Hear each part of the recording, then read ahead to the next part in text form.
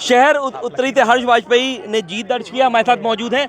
आपने जीत दर्ज की है, क्या कहना चाहते हैं, किस तरीके से ये जीत का श्रेय किसको देना चाहते हैं? देखिए, इस जीत का श्रेय मैं बीजेपी के संगठन को देना चाहता हूं और विचार परिवार को देना चाहता हूं, जिन्होंने मुझे हर कदम पे सपोर्ट किया। जब टिकट के लिए भी सब बातचीत नोक-झोंक चल रही थी, तब भी मुझे विचार परिवार ने पूरा सपोर्ट किया, संगठन ने बहुत सपोर्ट किया। मैं शीर्ष नेतृत्व को, सुनील बंसल जी को, माननीय योगी आदित्यनाथ जी को, जेपी नड्डा जी, धर्मेंद्र प्रधान जी को, अमित शाह जी को दिल से धन्यवाद दूंगा कि उन्होंने मुझ पर विश्वास जताया और फिर जम के संगठन ने मुझे चुनाव लड़ाने का काम किया। और वही रिजल्ट है कि 35,000 की जगह अब की बार हम लोग ने 55,000 की जीत दर्ज करी है। जी, कोरोना काल में बहुत ज़्यादा आपने काम किया था और शायद उसी को देख करके ही भारतीय जनता पार्टी ने आपको दोबारा जो है मौका दिया और आपने जीत दर्ज की। अब की बार 5 साल का क्या प्लान आपके दिमाग में चल रहा है? देखिए, अभी तो बहुत कुछ काम करना है। पहली बात तो मैं आपके व्यूअर्स को बताना चाहता हूँ कि हमारी तैयारी वैसा नहीं है कि इलेक्शन में फंस गए हैं तो हम लोग अपनी जिम्मेदारी भूल गए हैं। कोरोना की अगर डेल्टा से भी ज़्यादा खतरनाक कोई वेव आई, भगवान ना करे आए, लेकिन अगर आती है तो हमारी तैयारी इतनी ज़्यादा है।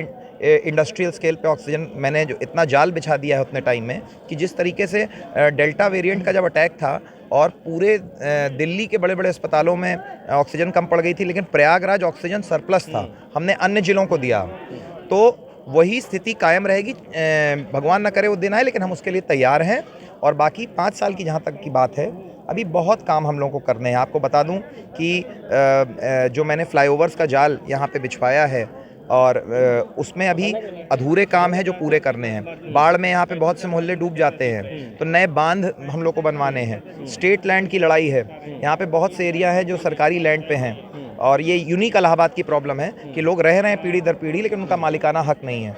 इन सब समस्याओं को दूर कराना है। अच्छा, आखिरी सवाल है कि अगर आपको मंत्री पद मिलता है तो किस तरीके से जिम्मेदारी का आप इसका निर्वहन करना है? देखिए, अंग्रेजी की कहावत है, you should not put the cart before the horse, है ना।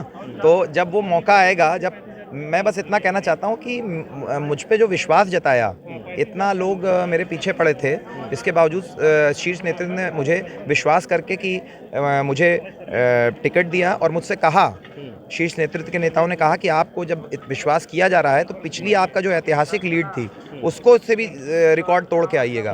तो मैं इसी में संतुष्ट हूँ कि मैंने उनका मान रखा उन लोगों का और 35,000 की लीड को 55,000 में कन्वर्ट किया है। अब जो भी जिम्मेदारी देंगे विधायक के रूप में, संगठन में, मंत्रिमंडल में, जो भी जिम्मेदारी संगठन देगी मैं उसको भरपूर तरीके से निभाऊंगा।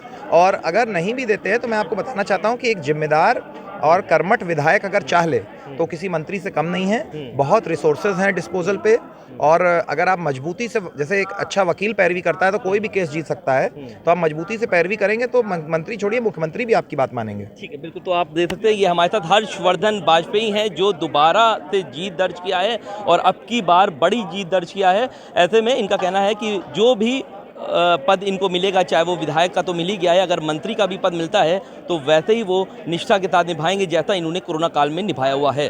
वीडियो जर्नलिस्ट संगीत उपाध्याय के साथ सैयद आखिर रजा, पंजाब केसरी टीवी, प्रयागराज।